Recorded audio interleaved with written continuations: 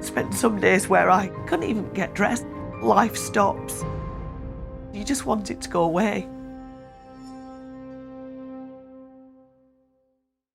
If you go on the internet and you try and look for information on cyberbullying, there is a lot, but mainly for children and teenagers. But there's nothing for adults, and it affects more adults than we actually know. Fitness and beauty pageant organiser Sarah Donohue knows better than most how online bullying can ruin lives. She was at the top of her game, and then it all collapsed, but we didn't know why. When you're abused like this over the internet, it's very hard to describe it because a lot of people say, oh, you can just ignore it. You can't ignore it. It's with you all the time, that you know that when you turn the internet on, it's going to be there on Twitter, it's going to be there on Facebook, and there's nothing that you can do to stop it.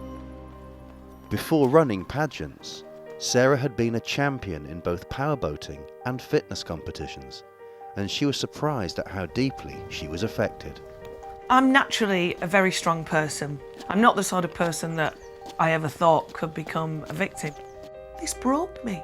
And if this can break me, I think this is why people really need to take note.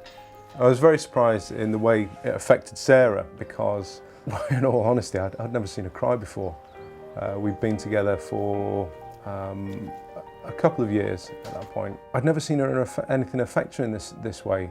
I was ashamed about being bullied because as an adult, you shouldn't really be bullied, should you? You think it's something that happens to teenagers and children. I can't believe people could do things like that. Sarah was targeted by former contestants and associates after a disagreement about the Miss Galaxy Universe competition she runs.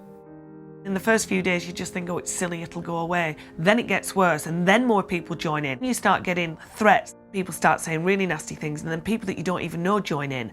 They often say that when you get one cyberbully, a cyberbully soon becomes a mob. They are keyboard warriors. Only when there's a keyboard involved, they haven't got the guts to be able to say anything to your face. And after 3 months of enduring the abuse, she and Lee felt they had no option but to move home and postpone their wedding. Some of the threats did actually suggest coming up to the house where we used to live was in the middle of nowhere, so quite vulnerable really. It just got so much, we just kind of wanted a clean slate. We literally just packed up and left. I cancelled my first wedding with Lee because we just couldn't go through, and all my friends are saying, no Sarah, it's okay, you can do it.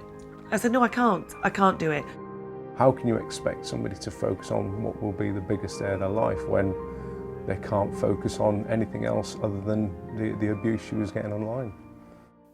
With cyberbullying on the rise, new UK legislation in 2014 means that perpetrators can now face up to 2 years in prison. You win. After starting legal proceedings, Sarah received a £15,000 out-of-court settlement. She's got over it and she's happy, she's back on her feet and she's trying to put her shows together again. I will never get bullied again on social media. Massive loser. I know all the warning signs, I know how to deal with it, and I know how to nip it in the bud. I know what to do, and after that, nothing can affect me again. Now, Sarah has married Lee and plans to fund a website to help other cyberbullying victims. There's a lot of people out there that need to be helped, but there's nowhere for them to go. As soon as you become an adult and you stop being a teenager, where else do they go? There is nowhere. Cyberbullying, it does ruin lives.